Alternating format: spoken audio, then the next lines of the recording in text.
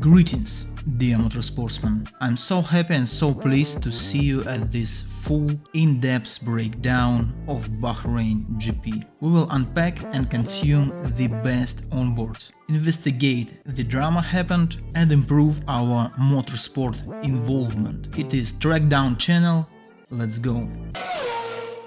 Max Verstappen and Sergio Perez were divided by 0.15 of a second. Plus, they obviously have the same car, so I decided to make a head-to-head comparison of the best quali attempts. Max is at the top, Sergio is at the bottom. We can already see that Sergio is a bit further down the track, which means that Max had a better exit of the last corner, because both videos will be synchronized at the start-finish line crossing.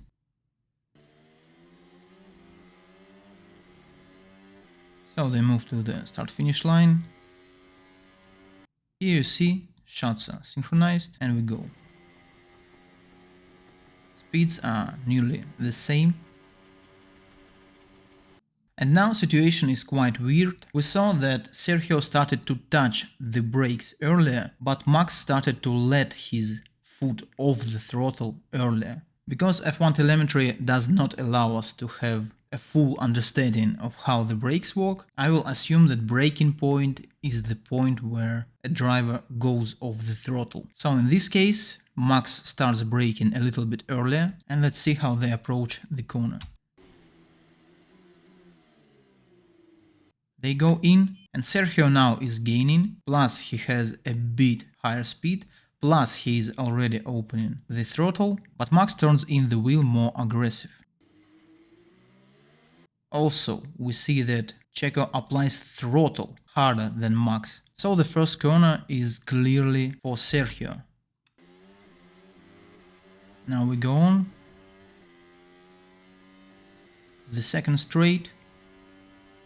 Coming to the fourth corner. At this time, Sergio started to brake earlier than Max. That blue arrow indicates the point where Max started to brake. They enter the corner. We can see that Sergio accelerates earlier, but Max has a higher average speed through the corner. So let's see how this whole picture plays out. I guess Max will win in the corner exit. And here sector 1 finishes. Max clearly gained all the time lost in the first corner, and their time only differs by 1/100th of a second. And we can barely see this difference on the video shot. Now they approach the fast section, and we see quite different techniques. Again, Max carries more speed into the corner, and Checo is using 2 pedals. I have provided an in-depth explanation of this exact technique in my video discussing Charles Leclerc's driving style. But in this special case, Checo is pressing the brakes to move the car balance towards the front. Let's proceed. And you see that Max has to lift off the throttle, while Checo doesn't have to do this. And they exit. Now Max is already a little bit in front, we can see it if we look at this banner. And Max starts to brake, but Checo will start braking at the exact same spot. But how the brake is the most important thing. You can see that here Sergio's speed is higher than Max's speed in the first stage of the braking.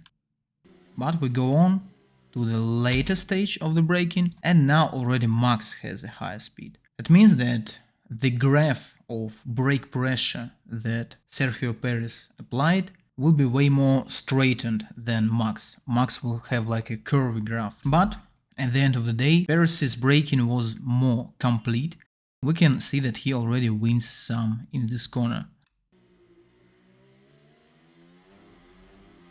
They go on. They're approaching the most interesting corner on the track, turns 9 and 10, really heavy braking zone. We see they brake from 250 km/h, plus they have to brake with a turn steering wheel, plus the corner is situated on the downhill, so this corner messes with the car balance really much, with both front to back balance and this sort of side to side balance. And this time we see Checo starts braking a little bit earlier.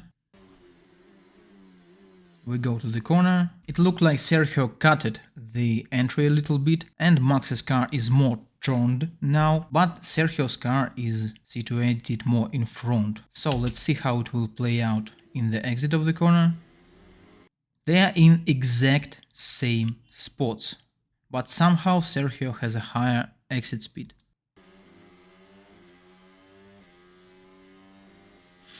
So they're on the back straight, approaching the turn 11, and here we can see a complete different approach to braking. Sergio uses more conventional braking on a straight line, then turn in, and Max uses more sort of trail braking style, brakes deeper, brakes in the corner. So let's see. Huge difference between braking points, which results in Max winning a lot in the entry of the corner, but Sergio will win a lot in the exit of the corner. But I guess in this corner Max's approach is more justified. Sector 2 ends, Max gained back 200ths of a second and now he leads by 100ths of a second. We have only 2 corners left. This corner is quite similar to turns 9 and 10, which we have already discussed, but the speed during the corner is a bit higher. And we see that now Sergio again brakes a little bit earlier. Max will start his braking in here. So they enter the corner. We can clearly see that Max carries more speed into the corner and it will play the key difference. Despite the fact that now cars seems to be in exact same spot, Max carried more speed, so he will have a better exit and there is a long straight after this corner. So he will gain quite a lot of time. Now we can already see the difference. Max noses on Sergio cam is somewhere at around here. And now I see quite a strange thing. It looks like Sergio is lifting coasting, literally. He goes off the throttle before he starts braking. It looks quite strange for me. Also we see a huge difference between braking points. But nevertheless, somehow, at the apex, Sergio is doing better. But here is a complete opposite situation. We see that Sergio is still pressing the brake, while Max is already started to push on the throttle. That means that Sergio carried way too much speed into the corner, and Max will still have a better exit. And here, we see that Sergio also catches the car a little bit. So the pole position was lost in the last 2 corners, and approach to the last corner was really weird. Now, directly to the race start, I decided to pick 2 onboards of Fernando Alonso and Lewis Hamilton. Alonso at the top, Hamilton at the bottom. Let's go. So they start. Hamilton has a good start. And from Alonso cam we can see how the situation in the top 4 goes. Sergio Perez's launch was quite mediocre. Charles Leclerc is already all alongside him. Plus, due to the fact that Max went to the right trying to defend, all 4 cars gravitate towards the right side of the track. To such a matter that we see that nearly all 4 cars are in the pit exit line, and Charles is clearly putting pressure on Perez, maybe even on Max. They enter the braking zone, and we can see that Charles has already overtaken Sergio Perez, even Sainz tries to do the same thing, while Hamilton has a free area in front of him, which he'll try to use. They go on, and Hamilton sort of puts his nose just a little bit in here, but Alonso here cannot widen the entry for the next second corner, and Lewis clearly will have a better trajectory. They proceed to the exit. And in the last moment, Lewis dives in. Looks a little bit like 2021 Silverstone move. But it works, Lewis is inside, he is better on the braking, Alonso tries to cross it over, and here we will switch the cam to Lance Stroll, because Lance Stroll is on the inside, plans to stay on the inside, and here is the point where contact will occur. But also it should be quite clear for you that Alonso could not see Lance in this mirror, so now Lance is in sort of a dead zone for him. And here is the contact. From first glance it may look that it's a clear Lance's Stroll fault, but Alonso was cutting the track way too aggressive. Alonso himself didn't see Lance Stroll, but Alonso maybe forgot that he's on the first lap, and the likelihood of any car being in this spot is quite high. So I would say that this one is a racing incident. But Alonso now doesn't have a chance to fight back with Lewis, even more he will lose a position to George Russell, so this one was quite an unfortunate thing for Aston Martin. A similar incident occurred between Hülkenberg and Ocon. But the main difference here is that Ocon was not crossing the track over, he was not cutting from the outside towards the inside. Ocon stayed on the inside for the whole corner. In fact, there is already a one car to the left of him, so it's quite an ambitious move for Nico trying to be the third car in this corner, despite the fact that it may look like he's still in the base. And here is the contact, but due to the fact that Esteban was not crossing the track and Hülkenberg was a bit over ambitious, I think that this is more Nico's fault. Esteban Ocon provided us with some nasty penalty drama. 3 penalties in a row. Now let's investigate. The reason for the first penalty was that Ocon's front right tire was not in the starting box. Let's check this one out. He approaches, and from here we can see that yes, his car is quite towards the right side. We can see the left white line here, while the right white line should be just in touch with the wheel, or maybe not in touch with the wheel.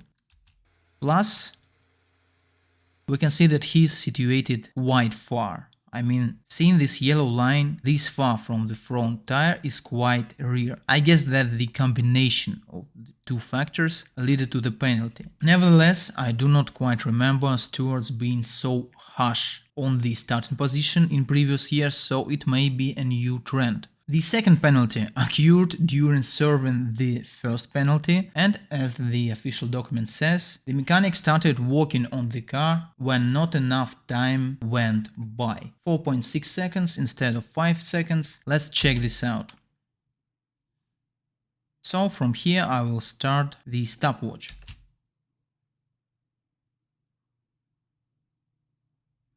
And we can clearly see that mechanic is already touching the car, not even 4.6 but 3.3 seconds. He is already doing something with the car. It's clearly, well, that mechanic's fault, who is now covered by this mechanic. He already does something, and only here 5 seconds spent and every other mechanics started to touch the car.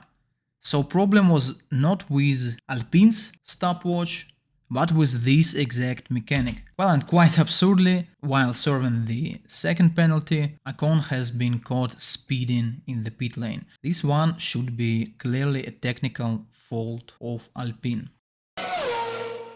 McLaren's weekend was a complete failure. Oscar Piastri faced electronical problems. They tried to change his steering wheel, but it didn't fix it, so they had to retire the car.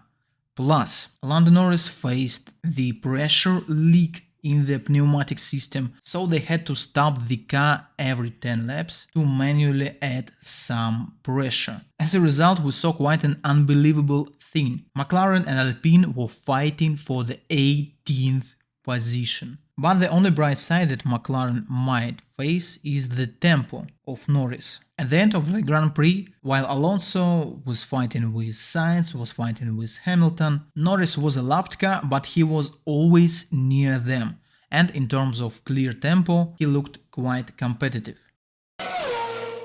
Strategy review. As you can see, before the start, nearly everyone had a new C2, only Ferrari had used compounds, plus only Williams and Red Bull had only one C1 hard tire. But the main surprise for me was that nearly no one used medium. Only Lando Norris, who had to stop every 10 laps, used yellow medium. Also, undercut was way more powerful than undercut, so in leaders Hamilton was the most successful during the first pit window. They used the same strategy during the second pit window, but it didn't help them to outperform Alonso. And it was not enough to undercut on Sainz. Red Bull had only one compound of hard tires, so the strategy is quite predictable. But this 22 laps used soft stint is a bit frightening. In the middle group,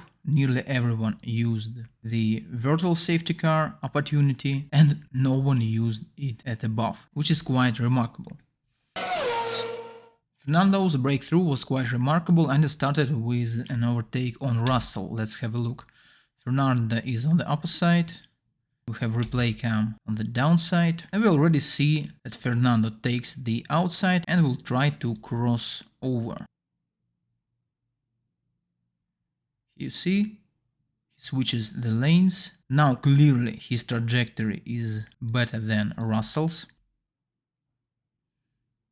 He's so near, so close. He takes the inside,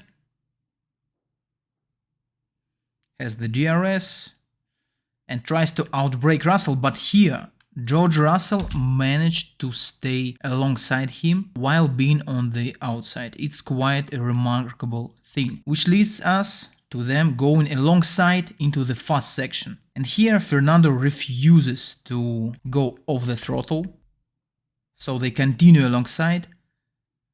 And here Russell now has to go off the throttle in order to avoid collision. It was quite an aggressive from Alonso, but I guess it's quite alright. Now lap 37 and his overtake on Lewis Hamilton and also his overtake on Carlos Sainz was already covered by me in the short video, so if you didn't see it, please have a look. But now let's dive in the 37th lap. Again, Alonso is at the top, replay cam at the bottom.